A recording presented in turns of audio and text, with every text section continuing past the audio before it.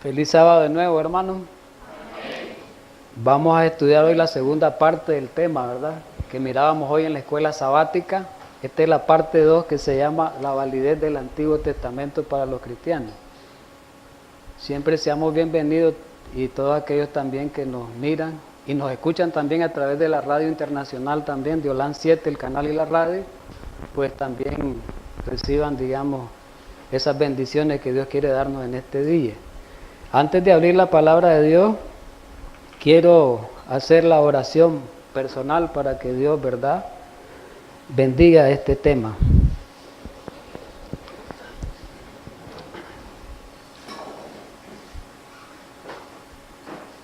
Oh buen Dios y Padre Santo que mora en las alturas de los cielos, gracias infinitas por tu inmensa misericordia, tu bondad y tu inmenso amor para con nosotros, los pecadores.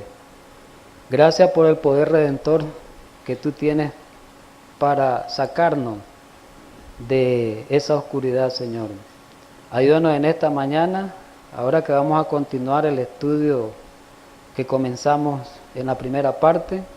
Permite que tu Espíritu Santo sea el invitado especial siempre y ayúdanos a estar en reverencia en este día, cuidando nuestra mente, cuidando nuestros pensamientos, cuidando nuestras miradas, cuidando todo nuestras acciones, para que en este día podamos verdaderamente revelarte en espíritu y en verdad. Guíanos en esta hora que vamos al estudio y danos esa bendición especial que tú nos das por medio del Consolador. Gracias en esta mañana en Cristo Jesús. Amén.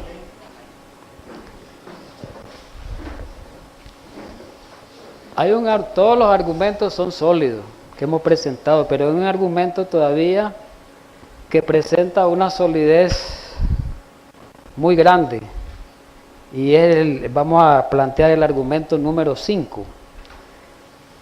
Y el argumento 5, para darle validez al Antiguo Testamento hoy en día, nos dice de que muchas profecías, vamos a entrar al campo de las profecías, muchas profecías del Antiguo Testamento, estamos hablando, todavía aún no se han cumplido, todavía no se han cumplido, ¿verdad? Cumplido. Ahí ustedes terminan de escribirlo. Es muy interesante esta parte, porque en esta parte es donde se han creado también doctrinas extrañas referentes a las profecías.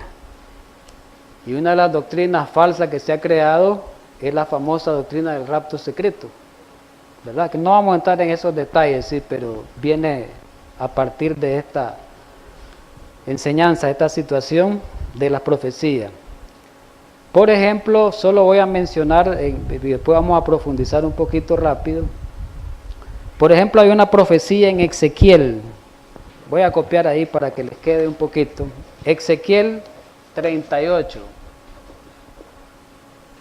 Ezequiel, vamos a ponerlo abreviado, ¿verdad? Lo más abreviado posible, 38 y 39, los capítulos. Ezequiel 38 y 39, ¿verdad?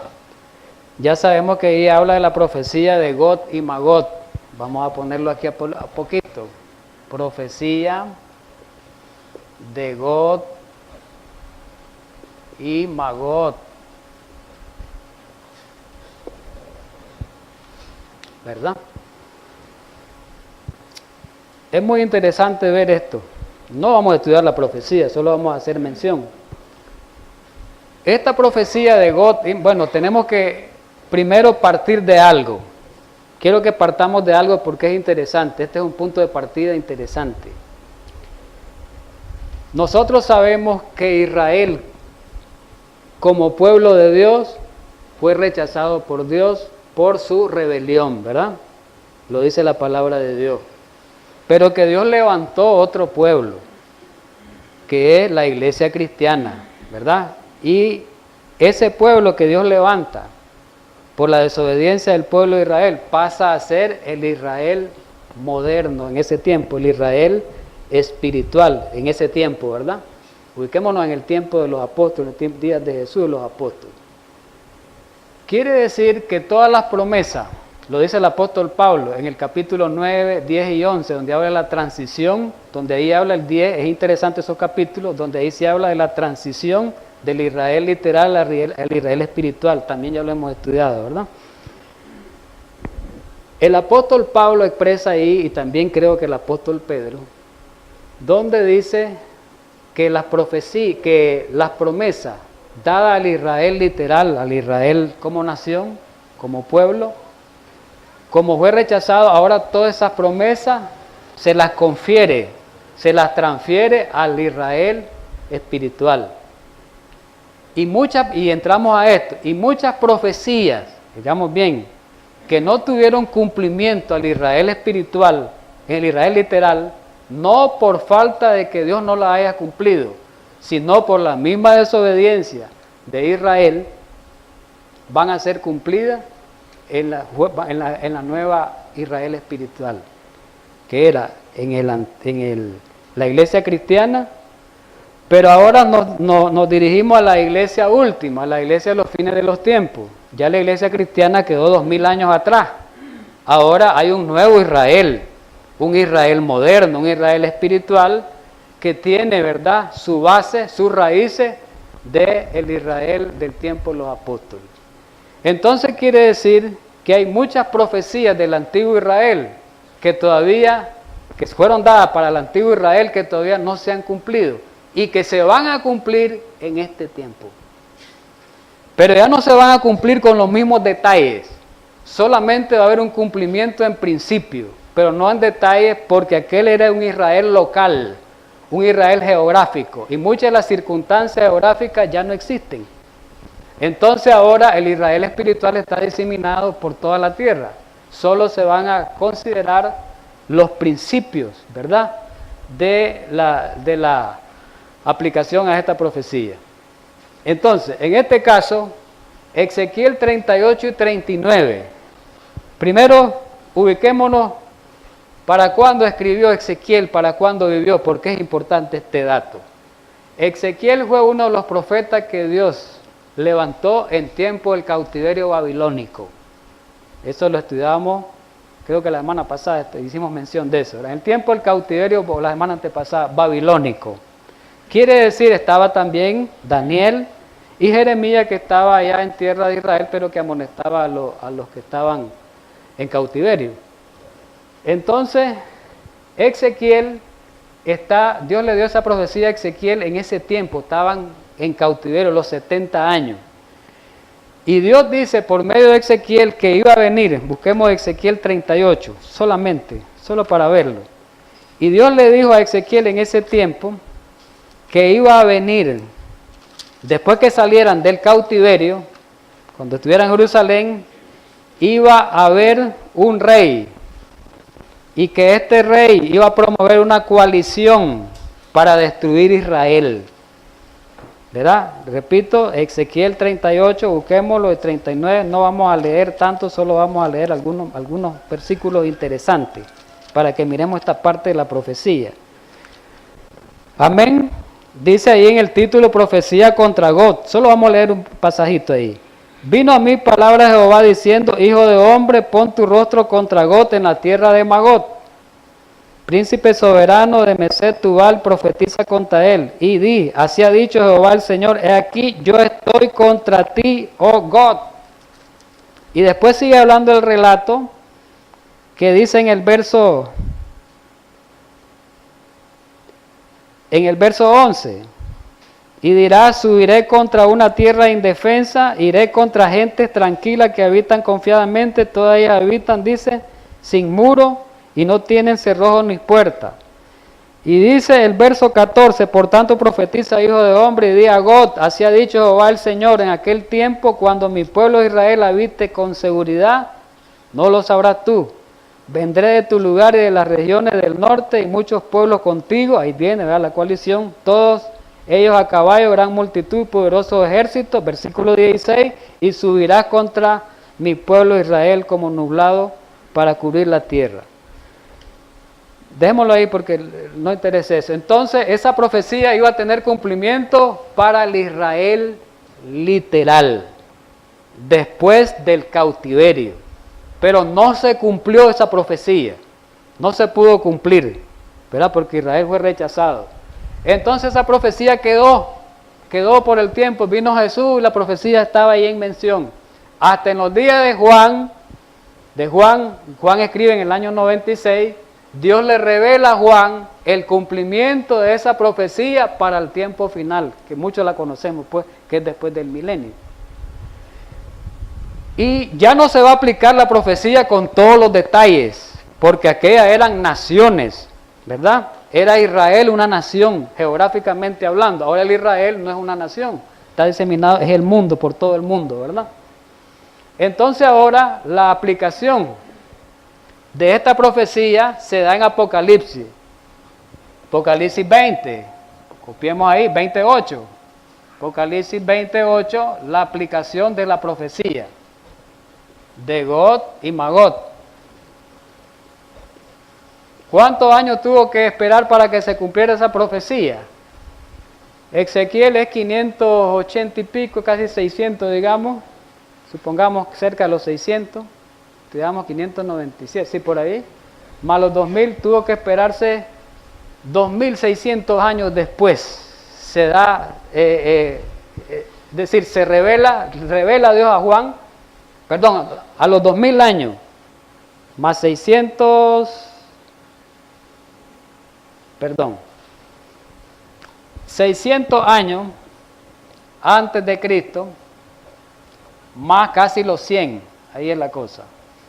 Es decir, 700 años después de Jesús, antes de Jesús, o 600 años antes de Jesús, más 100 años, da 700 años, que ven los días del apóstol Juan. Dios le revela a Juan que esa profecía va a tener cumplimiento en el tiempo final, después del milenio, después de los 1000 años. Eso quiere decir, ¿verdad? Entonces, ¿qué quiere decir? Vamos a buscar 28 de Apocalipsis. 28 de Apocalipsis, eso es después del milenio, después de los 1000 años. Y el 9 también. Del 7 vamos a leer, cuando los 1000 años se cumplan, Satanás será suelto de su prisión y saldrá a engañar a las naciones que están en los 4 ángulos de la tierra, Gog y Magog, a fin de reunirlos para la batalla, el número de los cuales era como la arena del mar, y subieron sobre la anchura de la tierra, y rodearon el campamento de los santos y la ciudad amada, y de Dios descendió fuego del cielo y los consumió. Correcto. Ahora, Gog y Magog, Gog representa a toda la multitud de los perdidos junto con los ángeles malignos que se van a lanzar contra Israel, que es la Jerusalén amada, tratar de destruirla, pero Dios los va a destruir. Viene el fuego del cielo y Dios los destruye. Y ahí va a tener su cumplimiento después de los 1000 años. Ahora pregunto, si nosotros decimos, como dicen por ahí, que el Antiguo Testamento está abolido, entonces tendríamos que quitar el versículo 8 y 9 del Apocalipsis. Qué interesante esto, porque no se ha cumplido. Esa profecía no se ha cumplido. Entonces, ¿es válido el Antiguo Testamento? Claro que es válido. Tratar de estudiar la profecía y aplicarla en el Nuevo Testamento. ¿Me están entendiendo? Pero viene otra profecía, o otro cuadro profético más amplio, que lo presenta Isaías. Vamos con Isaías.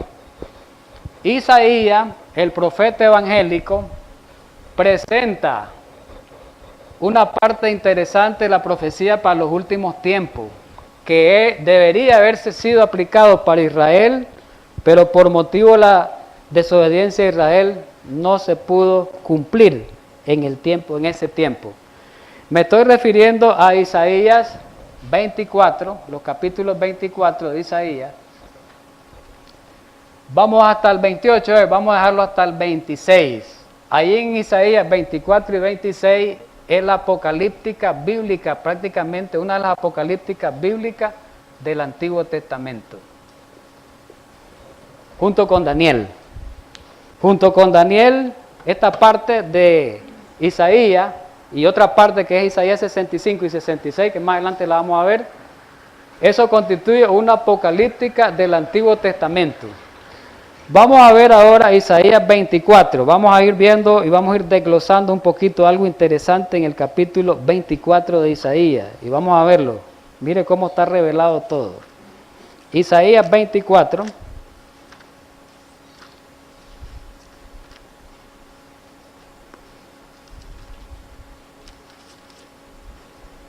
Miren cómo comienza el primer versículo.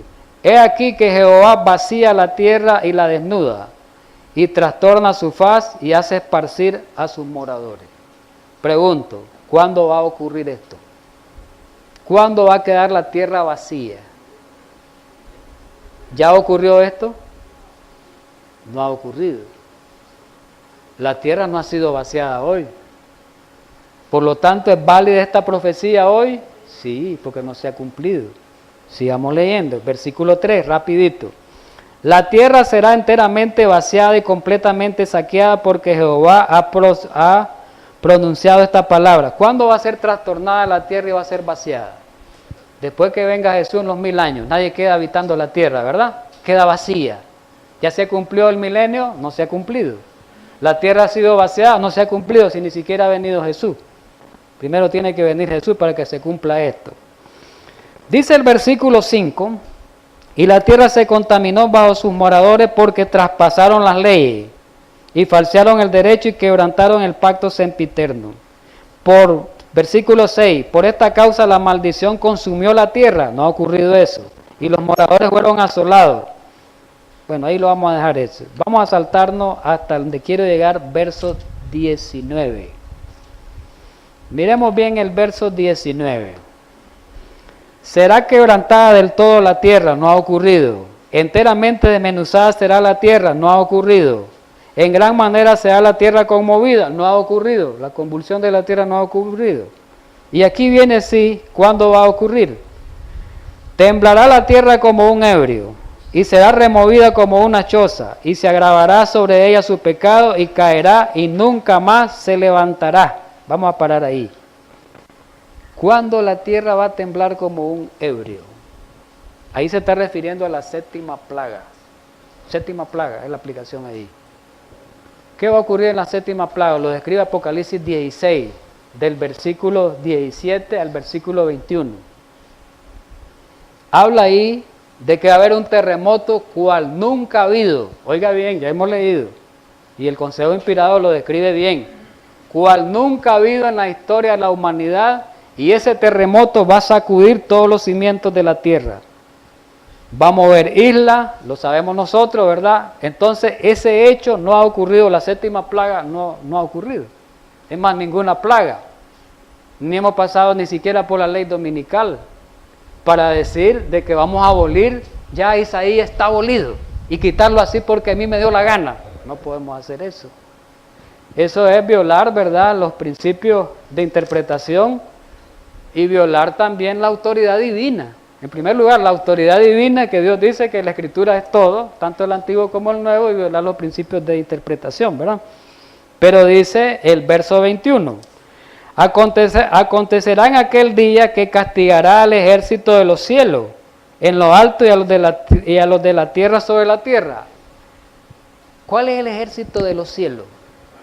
Los ángeles malignos. ¿Ya fueron castigados los ángeles malignos? No ha ocurrido eso. Durante el milenio van a ser castigados, porque Dios los va a encerrar, ¿verdad? Dice la Biblia. En la tierra van a quedar confinados, encerrados en la tierra, y no van a hallar a quien molestar, no van a hallar a quien tentar. Y de esa manera ellos son castigados, porque ya sabemos, dice que el diablo anda como león rugiente buscando a quien, y en ese tiempo no va a hallar a quien devorar. Por lo tanto, va a ser un castigo grande para el diablo ese, ¿verdad? No la paga, porque después le viene la paga el pecado. Es consecuencia de su pecado también. Y serán amontonados como se amontonan a los encarcelados en mazmorra, una cárcel. Recuerden, Apocalipsis 20 habla de esa cárcel, ¿verdad? de cadena de circunstancias que vamos a poner sobre los demonios y el diablo, Dios. Y en prisión quedarán encerrados y serán castigados. Y mira el verso 23, la luna se avergonzará, el sol se confundirá cuando los ejércitos reine, cuando Jehová de los ejércitos reine en el monte Sión, en Jerusalén, y delante de los ancianos. Eso no ha ocurrido. El trastorno de la naturaleza no ha ocurrido, ¿verdad? Vamos al 26, un poquito rápido, pues. Versículo 26, o el 25, aquí está el 25, nos falta un poquito. 25:8, que habla de destruir la muerte. Cumplimiento de Apocalipsis, ¿verdad? Dice, destruirá la muerte para siempre. Ya fue destruida la muerte para siempre, no porque todavía morimos. ¿Ya ocurrió eso? No ha ocurrido. Entonces, ¿es válida esta profecía hoy? Claro que sí, válida. Capítulo 26. En aquel día cantarán este cántico en la tierra de Judá, que era aplicación supuestamente para Israel antiguo. Versículo 2, abrir las puertas y entrará la gente justa, guardadores de verdades. Versículo 3, tú guardarás en completa paz aquel cuyo pensamiento en ti persevera. Y así sigue hablando. ¿Ya ocurrió esto? Esto es cuando entremos allá a los atrios, a la ciudad celestial, los atrios celestiales, ¿verdad? Versículo 20 sí es más, nos ayuda más a entender más esto. Anda, pueblo mío, entra en tus aposentos, cierra tus puertas, escóndete un poquito por un momento, en tanto pasa la indignación. ¿Cuándo es la indignación de Jehová? En el gran tiempo de angustia, cuando caigan las 7 plagas. Las 7 plagas son la ira de Dios, ¿no? Es igual a la ira de Dios, que aparece descrita en Apocalipsis 16, es igual al gran tiempo de angustia, descrito por Daniel. No ha ocurrido. Dice, escóndete un poquito. Cuando venga, ¿quién está diciendo esto? Al remanente. Que se esconda un poquito. ¿Esconderse en qué? En Dios. En ese tiempo, recordemos, dice el consejo inspirado, vamos a quedar expuestos a que la bestia, con todo su poderío, nos agarre, nos destruya, nos mate. Pero la protección divina viene sobre sus hijos. Y vamos a ser protegidos por los ángeles. Escóndete un poquito, dice. Esa es la manera que nos vamos a esconder, ¿verdad? En que Dios nos va a resguardar aún en medio de la persecución más severa que haya existido. Versículo 20, porque he aquí que Jehová sale de su lugar para castigar al morador de la tierra por su maldad contra él. Estamos hablando de las plagas, ¿verdad? Y miren, hermanos, entonces no podemos quitar esto de la Sagrada Escritura, como quien dice, esto ya no sirve, esto ya fue abolido, o dejarla así, como que yo quiero dejarla sin que tenga ninguna validez. No podemos hacer eso. Esto es válido para hoy, es una profecía para este tiempo. Pero vamos a irnos a Isaías 65, ahí también habla mucho. En el mismo Isaías 65, rapidito, mire Isaías 65, del verso 17, porque he aquí yo crearé cielo nuevo y tierra nueva, y de lo primero no habrá memoria, ni más vendrá el pensamiento. A ver, ¿será que ya existan cielo nuevo y tierra nueva? ¿Ah? Ahorita no existe el cielo nuevo y tierra nueva. Y dice ahí el escrito que de esto no habrá memoria, ni vendrá más al pensamiento. No ha ocurrido eso, ¿verdad? Y dice ahí en el verso 25, el lobo y el cordero serán apacentados juntos, y el león comerá paja como el buey. ¿Come hoy el león paja como el buey? ¿Y el lobo y el cordero andan juntitos hoy? No, ¿verdad? Eso está en el futuro. Entonces no podemos quitar esto, ¿verdad?, de la Sagrada Palabra. Vamos a Isaías 66, 22 y 23, conocido, ¿verdad? Porque como los cielos nuevos y la tierra nueva que yo hago permanecerán delante de mí, dice Jehová, así permanecerá vuestra descendencia, vuestro nombre. Y de mes en mes y de sábado en sábado vendrán a adorar delante de mí. ¿Ya pasó eso? No hay cielo nuevo ni hay tierra nueva. Así que mis hermanos, pues, Y eso es una de las tantas profecías, ¿verdad? Daniel 12, 1 y 2, vámonos. Al Antiguo Testamento siempre, Daniel, un libro ya sabemos profético, un libro que tiene mucha escatología, ¿verdad? Muchos mensajes para este tiempo, también he estudiado bastante, ¿verdad? Hemos hecho estudios sobre él. Y solo vamos a leer, mencionar el verso 1 y 2, también conocido. En aquel tiempo se levantará Miguel. ¿Quién es Miguel? Jesús, ¿verdad? El príncipe libertador, dice. Va a haber tiempo de angustia, cual nunca hubo. ¿Qué quiere decir? Que nos espera una angustia, cual nunca ha habido en la historia de la tierra. No es comparada ninguna angustia con la que nos espera. Pero dice que todos vamos a ser libertados, lo que se haya escrito en el libro de la vida. Ese tiempo de angustia son las 7 plagas. Quiere decir, como no han caído las 7 plagas, la profecía de Daniel 12, 1 es válida, porque no han caído las 7 plagas todavía. Pero es más el 2. Y muchos los que duermen en el polvo, el sábado pasado estudiamos la resurrección especial, ¿verdad? Muchos de los que duermen en el polvo de la tierra serán despertados, unos para vida eterna y otros para vergüenza y confusión perpetua. Eso no ha ocurrido. Si no ha ocurrido ni siquiera el tiempo de angustia, ni siquiera ha venido Jesús, ¿verdad? Y no se ha dado, digamos, este evento todavía, por lo tanto es válido, y si estudiamos los versículos que siguen también, ¿verdad? La profecía de Joel, capítulo 2, solo dando un vistazo, ¿verdad? Joel en el Antiguo Testamento, capítulo 2. El capítulo 2 y 3, rápido, solo así viéndolo. Dice en Joel 2, un versículo leamos: tocad trompeta en Sión y dad alarma en mi santo monte, tiemblen todos los moradores de la tierra, porque viene el día de Jehová, porque está cercano. ¿Cuál es el día de Jehová? ¿Cuál es el día de Jehová? El día de su venida. Jehová, Cristo Jesús, no ha venido. Porque dice el versículo 3, da la descripción, el 4 habla de lo mismo, ¿verdad? Y vemos una profecía que tuvo un cumplimiento ya primero, pero que va a tener un cumplimiento final, que es Joel 2, 28 al 31. Y vemos la parte que diga el tiempo final. Dice que el versículo 31, y el sol se convertirá en tiniebla, la luna en sangre, antes que venga el día espantoso de Jehová. Eso todavía no ha ocurrido. Y por último vamos a hacer mención, hay más, sobre Zacarías. Vamos a ver un poquito Zacarías, también un libro bastante profético para este tiempo. Y vamos a ver el capítulo 12, mencionemos algunas cosas, y el 14. Zacarías 12, rapidito, solo vamos a leer el 10. Y el 14 sí vamos a leer un poquito más. Bien, el 12, 10. Amén. Y derramaré sobre la casa de David. Ya la casa de David pues ya no es antigua, Israel, para el cumplimiento de este tiempo. Y sobre los moradores de Jerusalén, espíritu de gracia y de oración. Y mirarán a mí, a quien traspasaron, y llorarán como se llora por hijo unigénito, afligiéndose como quien se aflige por el primogénito. Esta profecía ya se cumplió. ¿Cuándo se va a cumplir? Ya lo estudiamos. ¿Cuándo se va a cumplir?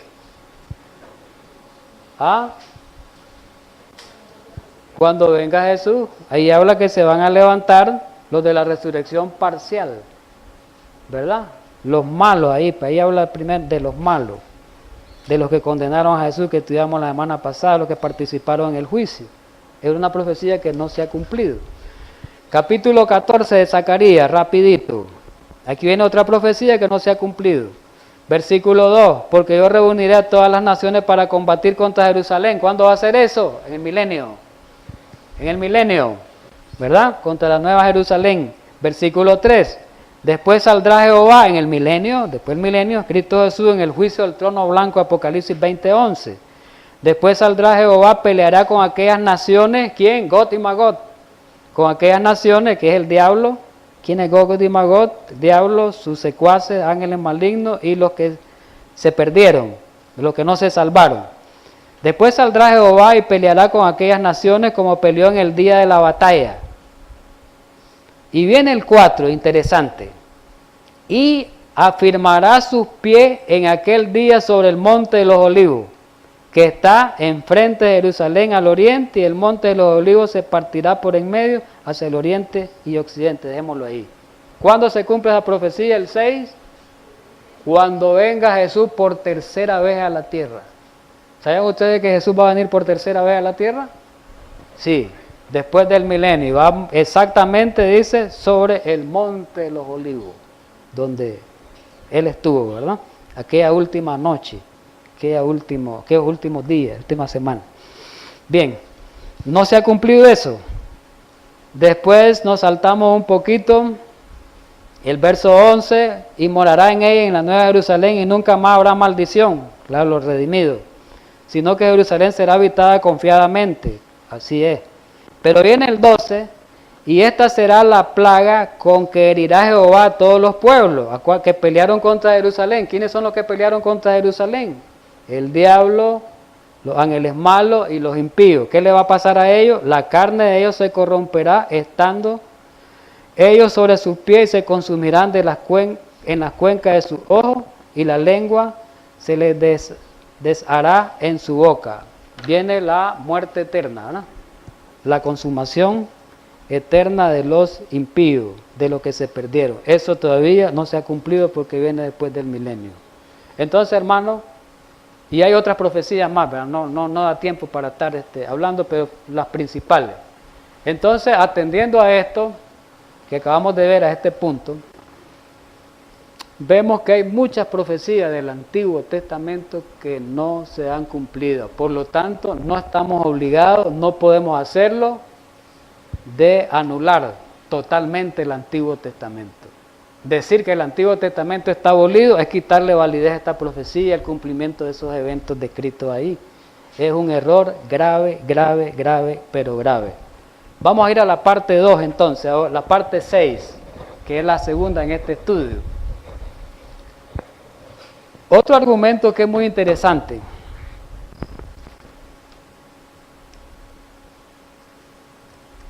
Y sería el 6. Decir que el Antiguo Testamento es salvación por obra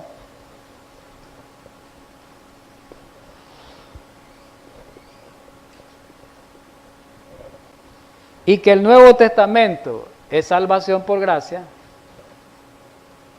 Aquí le ponen ustedes decir, pues, para que no diga que eso es verdad. Y el Nuevo Testamento es salvación por gracia.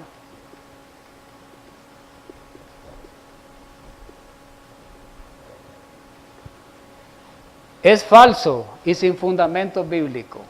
Eso es falso. Y vamos a demostrar eso. Y sin fundamento bíblico. ¿Verdad? Y sin fundamento bíblico.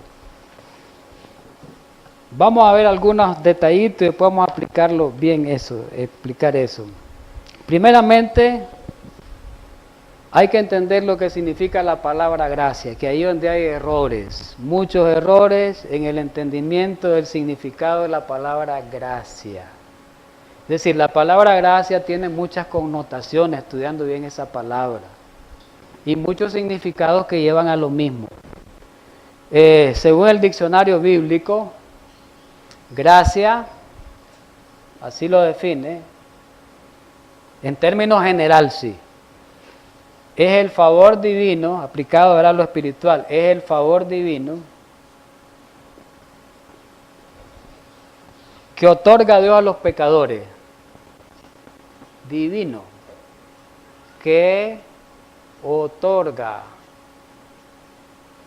Dios a los pecadores. ¿Ves? Es el favor divino, es un regalo. La gracia es un regalo inmerecido. No lo merecemos nosotros como pecadores, pero Dios en su misericordia nos da ese atributo. Bien, si nosotros creemos, o los que creen más bien, porque nosotros no creemos eso, que Noé, toda la descendencia antediluviana, en el tiempo posterior de Moisés y los otros israelitas fueron salvos por obra, la Biblia no dice eso. Primeramente busquemos en el Génesis 6, hablemos de Noé un poquito. Rapidito. Versículo 8, capítulo 6, versículo 8. Dice el verso 8, pero Noé halló gracia ante los ojos de Jehová. A ver, Noé halló gracia ante los ojos de Jehová, por eso fue salvo. Salvo fue por esa gracia. No dice ahí que Noé se salvó por haber hecho el arca. ¿Verdad que ahí no dice que se salvó por haber hecho el arca o por haber predicado el mensaje? No, porque halló gracia ante Jehová Dios. ¿Verdad? Entonces, ese es un argumento muy interesante. Otro argumento que también puede presentar solidez es en el mismo Génesis, el capítulo 19, con la destrucción, ¿verdad?, de Sodoma y Gomorra. Y ahí el personaje que aparece es Lot. Digamos bien. Miremos lo que dice el Génesis 19:19. Pues solamente, hermano, aquí esto es rico, pero lamentablemente el tiempo no da para explicar tanto ni para hablar tanto. ¿Qué dice cuando llegan los ángeles? Dios por medio de los ángeles le llegan a decir a Noé que salgan de viaje, que ya eso va a ser destruido, escapa por tu vida, le dice el versículo 19. He aquí, los ángeles, ¿verdad? Dice, he aquí ha hallado vuestro siervo gracia en vuestro ojo. Dios, ¿verdad? Dice eso por medio de los ángeles. Gracia yo, ¿por qué fue salvo de esa destrucción? Lot. Fue salvo por gracia, ¿verdad? Fue salvo por gracia, dice, por eso lo salvó, porque halló gracia en vuestro ojo. Interesante eso. Busquemos otra parte interesante. Hay muchos, solo vamos a dar algunos detalles. Vamos con Moisés. Moisés fue salvo por obra, por guardar la ley. No, dice la Biblia eso. Éxodo capítulo 34, más bien el 33. Del 12 al 17, busquemos. Éxodo 33, del 12 al 17, y menciona él 2 veces la palabra. Dice el 12, y dijo Moisés a Jehová, mira, tú me dices a mí, saca este pueblo, y tú no me has declarado a quién enviarás conmigo. Sin embargo, tú dices, yo te he conocido por tu nombre. Miren lo que le dice Jehová a él. Y has hallado también gracia a mis ojos. ¿Qué dice el versículo 13? Ahora pues, si he hallado gracia en tus ojos, te ruego que me muestres. Ahí le dice que me mostrara su gloria, pues su camino. Que me muestre ahora el camino para que yo te conozca y haya gracia en tus ojos. Otra mención. Y mira que esta gente es pueblo tuyo. Y después le contesta pues que su presencia irá contigo, ¿verdad? Por siempre, y que te daré descanso. Miren, también otro personaje salvo por gracia. El salmista menciona, Salmo 84:11, busquemos hermano, la palabra de Dios es rica. Salmo 84:11, ella misma. Hay un principio que es interesante que nosotros ya lo hemos mencionado, de interpretación. Bueno, los teólogos le llaman, es un principio de hermenéutica. Y dice que la Biblia se interpreta por sí sola. ¿Verdad que ese principio es válido? La Biblia se interpreta por sí sola, no hay que buscar argumentos humanos, ¿verdad?, que producen muchas conjeturas. Salmo 84:11, ahí vamos, ¿verdad? Dice el salmista, 84:11, ¿verdad? Viene hablando en el versículo 10, dice, porque es mejor un día en tu atrio que 1000 días fuera de ellos. Mire qué lindo viene hablando David, que cogería antes de estar a la puerta de la casa de Dios, dice. Pero dice el 11, porque sol y escudo Jehová, gracia y gloria dará Jehová, ¿a quiénes? A los íntegros. Y finalmente vamos con Oseas 14:14. Oseas 14:14. El último, ¿verdad? Para ver, explicar algo ahí de la gracia. Dice, perdón, 4. Oseas no tiene perdón, dije mal. Oseas no tiene, Oseas 14:4. Dije, cité mal, ¿verdad? Es el 4 nada más. No tiene 14 versículos. Yo sanaré su rebelión, hablando de las 10 tribus, ¿verdad? Oseas escribió, recordemos, la otra vez hicimos un estudio que Oseas escribió para las 10 tribus del norte. Yo sanaré su rebelión, los amaré de pura gracia, porque mi ira se apartó de ellos. De pura gracia, no por lo que ustedes hacían, dice. Bien interesante esto, hermano. Ahora quiero una parte interesante para que la analicemos bien. Decir que la gente del Antiguo Testamento fue salvo por la ley o por las obras de la ley, eso, hermano, podemos llamarlo, así lo podemos decir, eso es una aberración. Y no una aberración, decir eso es una abominación. La Biblia dice claramente en muchos versículos, porque yo Jehová, pero en Malaquías 3:6, yo no cambio, ¿verdad? Jehová no cambia. Dios no va a tener un método para salvar al antiguo Israel y va a tener otro método para salvar a la iglesia de que existió después de Jesús. Dios no cambia, Dios es el mismo. Y vamos a demostrar que la salvación ha sido siempre por gracia, como un regalo divino, inmerecido de nosotros los seres humanos. Primeramente miremos en el libro de Apocalipsis, en el capítulo 13. Miremos algo interesante de Apocalipsis. Apocalipsis 13, el verso 8 nada más, ¿verdad? Hablando, ya sabemos que de qué habla Apocalipsis 13, solo vamos a leer el verso 8. Dice el 8, hablando de la bestia, y la adoraron todos los moradores de la tierra cuyos nombres no están escritos en el libro de la vida y del Cordero que fue inmolado antes de la creación del mundo. Dice que el Cordero fue inmolado. ¿Qué significa inmolado? Fue muerto, ¿no? Antes de la fundación del mundo. ¿Quién es el Cordero? ¿Y Cristo fue muerto antes de la fundación del mundo? No, literalmente Jesús no había muerto, ni siquiera se había encarnado. Ni siquiera se había encarnado Jesús. Pero ¿por qué dice que fue muerto antes de la fundación del mundo? Vamos a seguir leyendo para que nos ayude Pedro, pues. Para que unamos estas dos partes. Primera de Pedro, conocido también, capítulo 1, ¿verdad? Y solamente pues los versos, bueno, del 18 pues tenemos que leer, pero el versículo 20 es, dice el 18, sabiendo que fuiste rescatado de nuestra vana manera de vivir, la cual recibiste de vuestros padres, no con cosas corruptibles como oro y plata, aquí viene ya, sino con la sangre preciosa de Cristo, como de un cordero sin mancha y sin contaminación. Aquí viene la clave. Ya destinado, esa es la palabra clave. Ya destinado.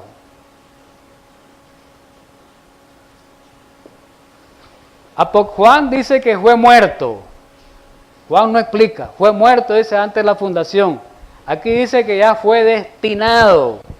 Esa palabra es muy interesante. Dice en la versión 60, ¿verdad? Dice que fue destinado desde antes de la fundación del mundo. Pero viene una ayuda. Destinado antes de la fundación del mundo. Pero, ¿qué más dice? Nos va a ayudar Pedro. Manifestado en los postreros tiempos, este es importante, manifestado en los postreros tiempos.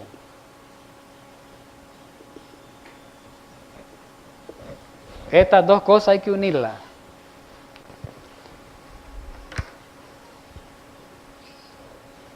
nos puede ayudar un poquito Pablo.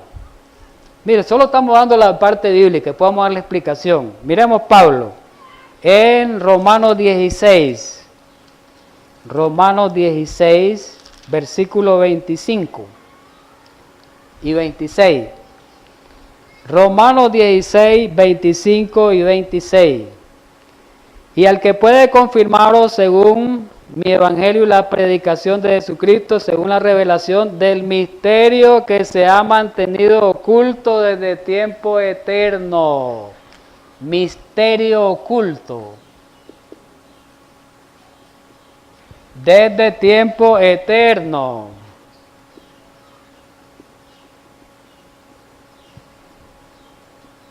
Es interesante.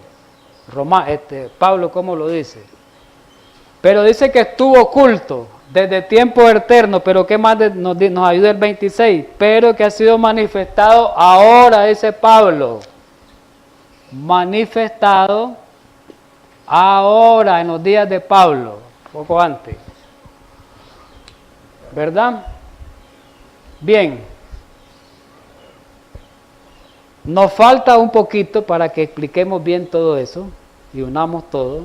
En mismo Pablo, en la primera carta, o en la segunda carta más bien, a Timoteo. Miremos bien, hermano. Timoteo, capítulo 1, segunda carta. Mire lo que dice aquí, este es el más que nos ayuda a entender más.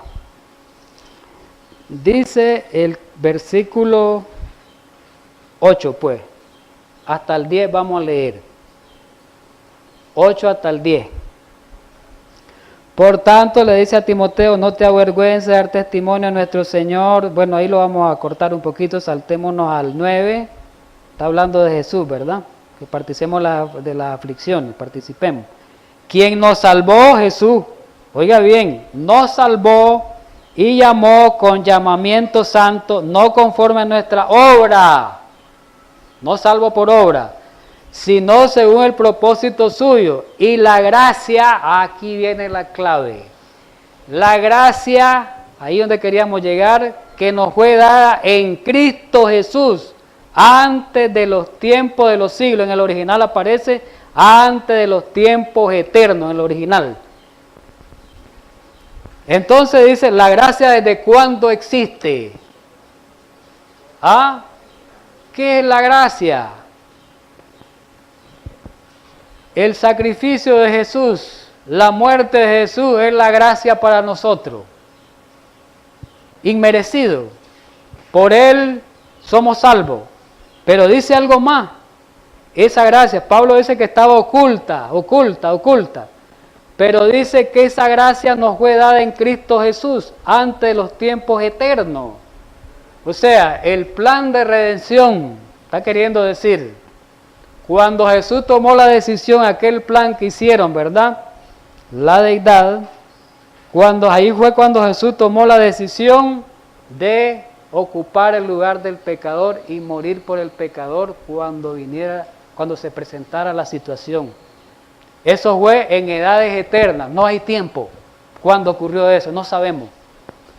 Entonces, por eso Juan dice que fue destinado fue muerto de antes de la fundación de los siglos. ¿Por qué?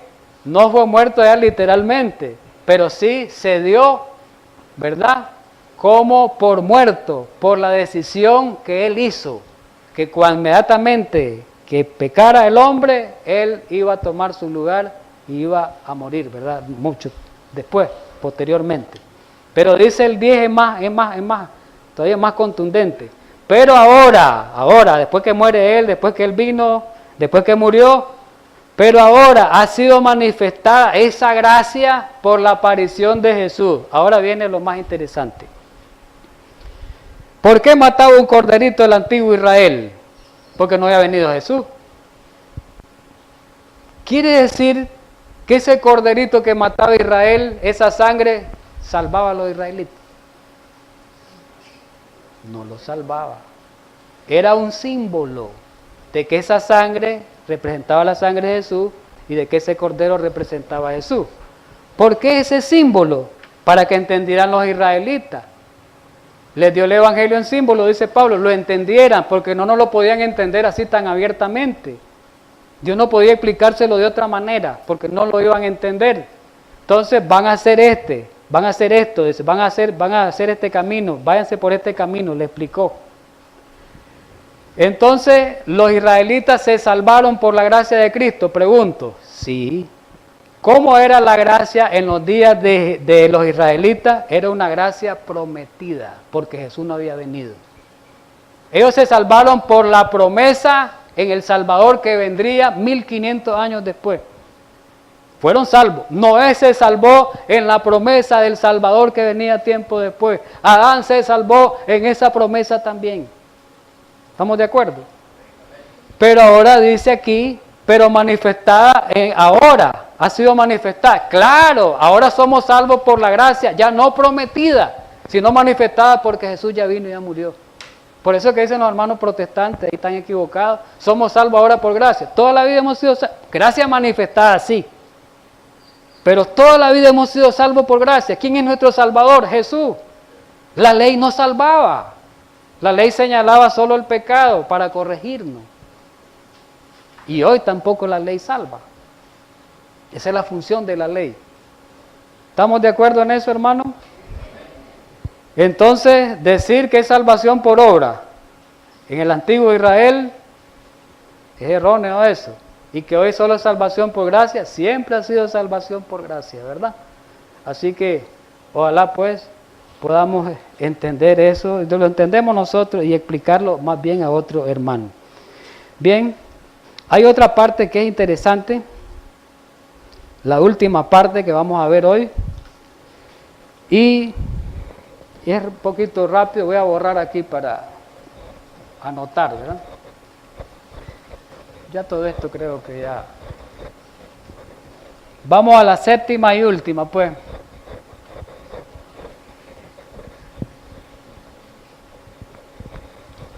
Y la séptima y última,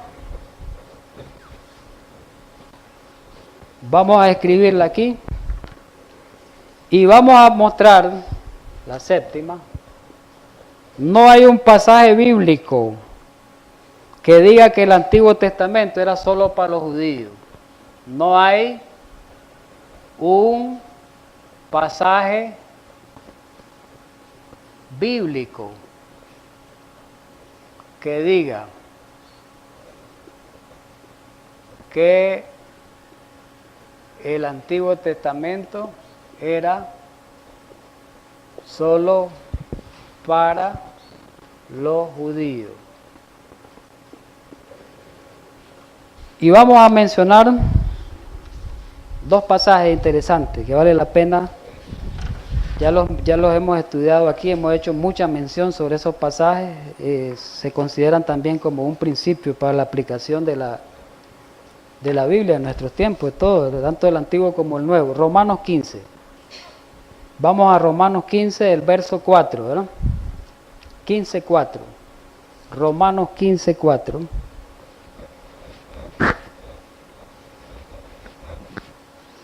¿Qué es lo que dice en Romanos 15:4? Bien conocido, ¿verdad? Hasta de memoria muchos sabemos ese pasaje. Dice el 15:4: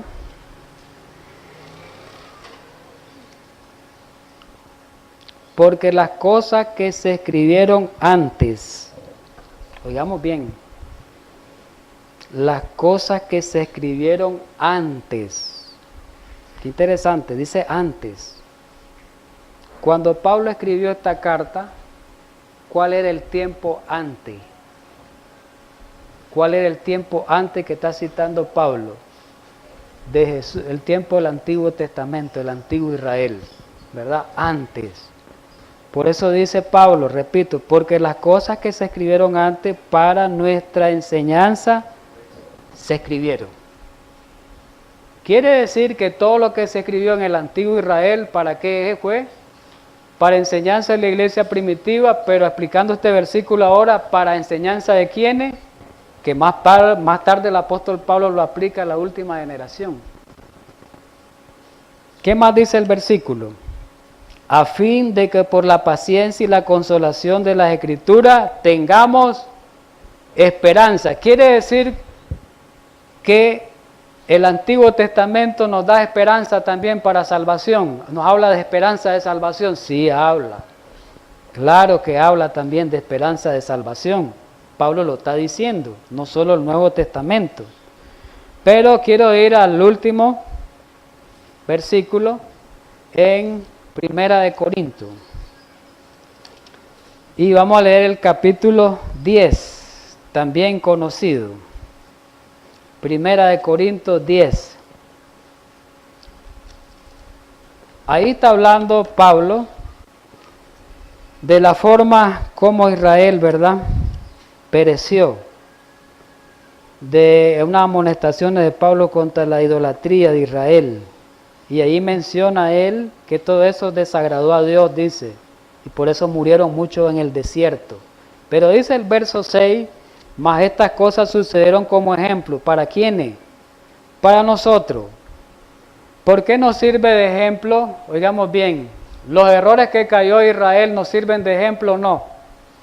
Para que no cometamos los mismos errores de Israel. Si no tuviéramos descrito esa historia, podemos caer en los mismos errores. Ahí está diciendo el apóstol Pablo. Que no caigamos en idolatría, que no caigamos en fornicación, que no caigamos en la murmuración, dice el apóstol Pablo. Pero al final lo resume Pablo en estas palabras, versículo 11. Qué interesante bien claro también. Y estas cosas, ¿cuáles cosas? Todas las que aparecen descritas en el capítulo 10, les acontecieron como ejemplo y están escritas para amonestarnos a nosotros.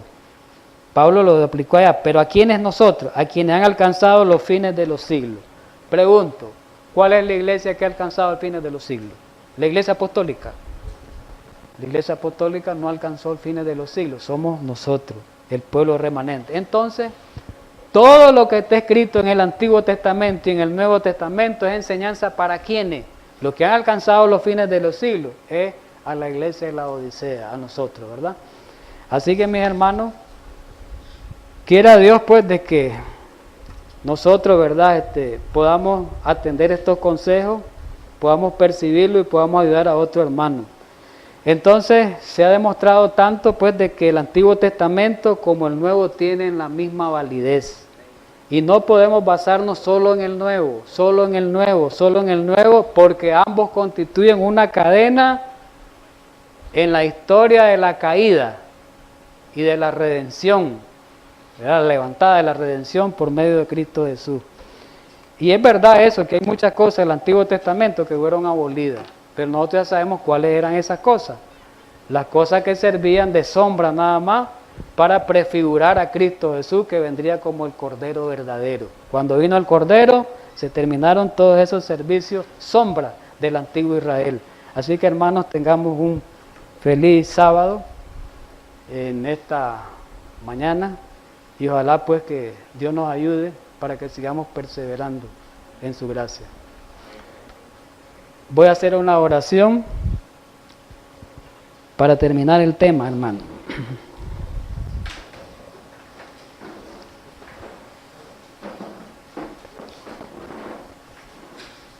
Te damos la gracia infinita, querido Padre Celestial, en esta mañana por habernos ayudado a estudiar, por habernos instruido, por haber aprendido algunas cosas interesantes en la Escritura. Tú nos has demostrado por medio de tu palabra que tu palabra es completa y que tu palabra es viva también y que hay muchos consejos, tanto en el Antiguo como en el Nuevo Testamento, que son principalmente para nosotros, lo que hemos alcanzado los fines de los siglos, esta generación. Ayúdanos, Señor, a caminar en tu palabra. Ayúdanos porque sabemos que nosotros somos débiles, propensos a errar, pero tú, por el poder de tu gracia, puedes levantarnos y puedes ayudarnos. Ayúdanos a despertarnos de esta condición espiritual laodicense, de tibieza, y permite que podamos reflejar esa gloria tuya a través, por medio de tu palabra, por medio del testimonio, para con otras personas, para con otros hermanos de otras iglesias. Gracias por todo en esta mañana, por las ricas bendiciones de este día especial, que entraña este día especial en Cristo Jesús. Amén.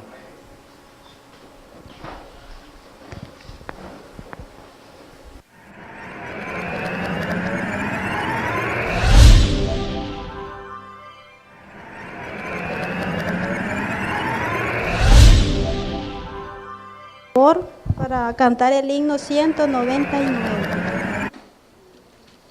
199.